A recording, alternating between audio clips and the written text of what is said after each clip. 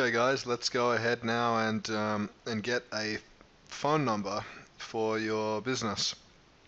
The reason you don't want to use your mobile number or even really your existing landline number if you have one is because we're going to be putting this on your website. It's going to be sort of your web facing phone number, and whenever you put any information on the web, you end up getting telemarketers and you just get a lot of nonsense contacts.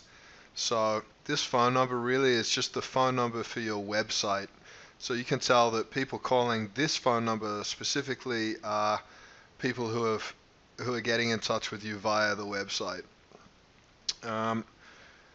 So let's go ahead and follow the process. If you already have a Skype account, then you should use that. If you don't, then you can very easily create an account, and you should really be using Skype anyway. It's a really good, useful tool. The chat functions and being able to call your friends and family overseas. Don't use a Microsoft account or a Facebook account. Just sign up for a like an email-based account using the Gmail address that we created for your Google account. Sorry, that's the wrong one there. And then you can go through this, just fill out your profile information, and down here Skype name. So this doesn't really need to be branded as such. You can't use two Skype accounts at the same time on the same computer. So you have to kind of consider that. And the other thing is that you might want to be running sort of 2 or 3 businesses simultaneously. Being able to set up a business so quickly means that you can then do multiple ones, and it doesn't really matter for the person calling the number what your Skype name is. They're calling your actual phone number. They don't ever see the Skype name, so that's no big deal. If you are going to be using Skype as part of your business, then yeah, you would want something that is kind of presentable.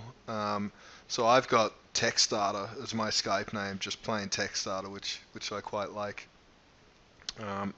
So how you want to do that, I guess, is kind of depending on how you want to be using Skype ongoing. Just fill in the details and then continue, and what you will get is back to the account page. Alright, so we've signed in or signed up to Skype. You can tell Chrome to remember the password. And another thing we're going to do is bookmark the page, so you can get back here when you need to. And we're going to make some notes in Evernote about how we signed up, the password. Don't type in your actual password, but just give yourself a hint as to what password you used. This is from a previous record, so I'm just going to remove that. But yeah, you just want to be using Evernote to keep records of everything that you're doing, really, especially usernames, passwords, and details like that. So while we're here, we're just going to click on the download link. So this will take us to a page that is going to explain how to set up Skype, but it's really straightforward.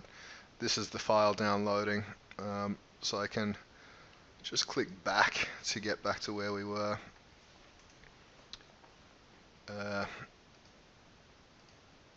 Sorry, not back. I think there was a close button there, but regardless, we'll get back to our account page. And here you can see the Skype features that you can add on. They're all pretty good and they're all worth exploring, but at this stage in the game we just need a Skype number. So this will be a local number, like a landline phone number that will ring on Skype. You can have one in multiple countries, which is great for a couple of reasons. I mean, it's convenient for your customers if you have customers in those countries. It certainly makes things look more appealing for them to think that you've given a local phone number for them to call. And the thing is as well, when they call it, they're not really even going to know where you are. You can be in Australia and answer the call from Brazil, and that person is going to think that they're speaking to someone in Brazil. They're certainly only going to be paying for a local call. And it works the other way as well. So if you're running a business in Australia and you want to go and live in Europe for the Australian winter or the European summer, you can do that, and you just get your calls on your mobile phone through the internet, or even on a computer, on your laptop, take it with you, whatever the case. It's a really awesome system compared to having a actual landline connected to a telephone, that's running through the phone system. So the next step, you just choose the specific area code for the phone number that you want. So the implication here is to your customers that this is where you are located. Again, you can have multiple locations, or you can sort of imply to your customers that you have multiple locations, whereas in reality all of these numbers just get routed to one Skype account, which is running on pretty much any device. You can choose a string of numbers that you prefer. The good ones are mostly taken.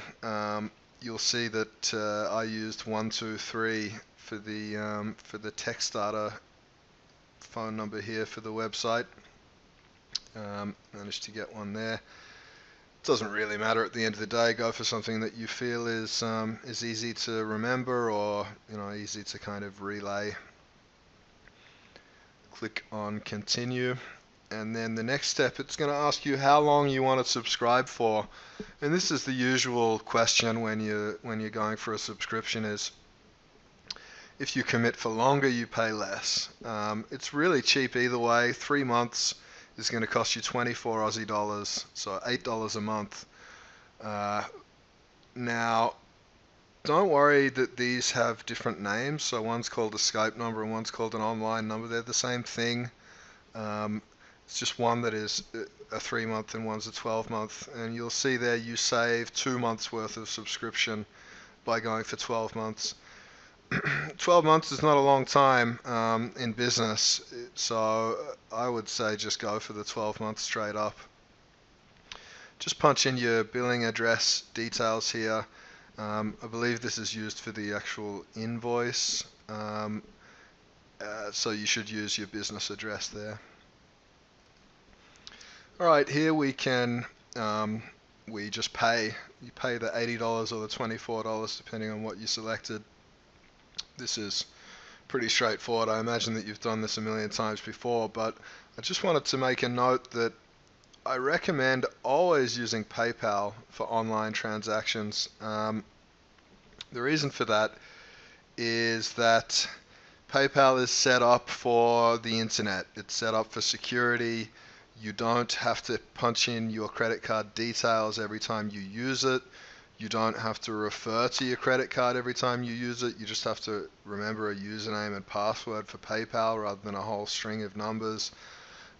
It's just generally way more manageable. And at the end of the year, or when it comes to doing your accounting, if you pay for things with PayPal, they're really easy to kind of retrieve. Whereas if you pay with your everyday Visa card, your business expenses are going to be mixed in with a whole bunch of other stuff. So it's 50-50 what you want to do, but I do recommend using PayPal. And I'm just going to show you as well, if you don't yet have a PayPal account, you can just set it up on the fly. So let's go through that process. So if you click on PayPal here, you can still enter the same details you would if you were going to pay with a credit card. But you just click on a little tab, and it will then create a PayPal account for you at the same time. So here it is. If you have a PayPal account, use that. If you don't, then you can create one.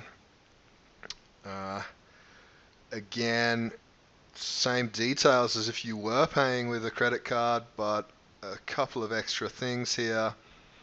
And then at the end of it, you can set up a PayPal password, which will give you the ability to just use PayPal in the future. If you're going to do that, again, make notes while you're doing it. Even though when you do sign up, it'll send you an email confirmation and everything else, but it's always good just to get used to keeping notes on the fly. Alright, so when you go through and you do all of that, you're pretty much done. You now have a Skype account and you have the phone number which is tied to your account. We're going to go down here to where the file to install Skype, the software, has finished downloading. And we're going to click on that and accept the prompts. You can minimize this window now.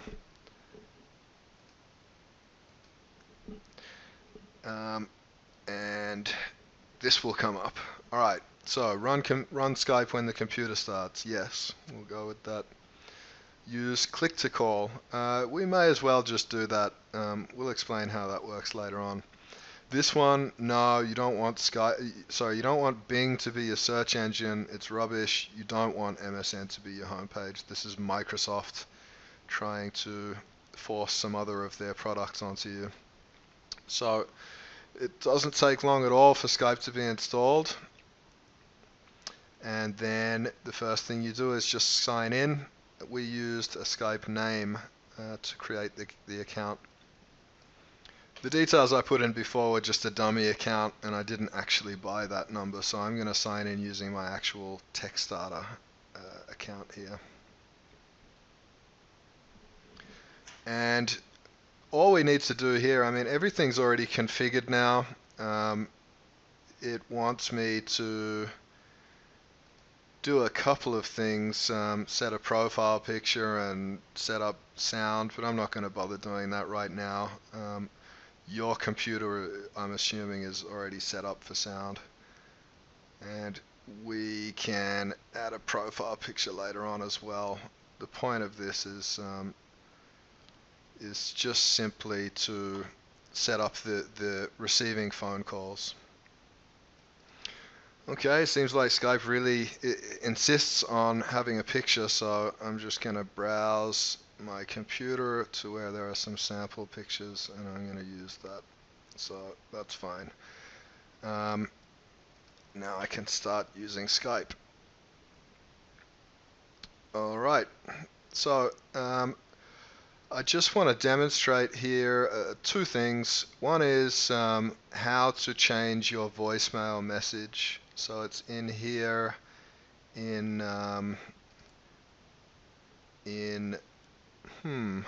me just find it for you. Okay, so it's under calls and then voice messages. So receive unanswered calls as a voice message. Yes, I want to do that. Here I can record the message if I have a headphone connected, and I can change all of these other settings, so how long you want it to ring for before it answers with a voicemail, and so on. So that's pretty straightforward. That's where to find the settings anyway. You can change them to whatever you like. Now I'm just going to show you what happens when it rings, just to kind of prove that it all works. Alright, so I've just got my mobile phone here and I've dialed the local number, the one that's on the TechStarter website, and what we should see in just a few seconds is a call coming in through Skype. That's it there. Right, so I rejected the call, but you can answer it or you can leave it for voicemail, whatever you want to do. You can receive calls now on that phone number. Alright, thanks guys. I'll catch you in the next tutorial.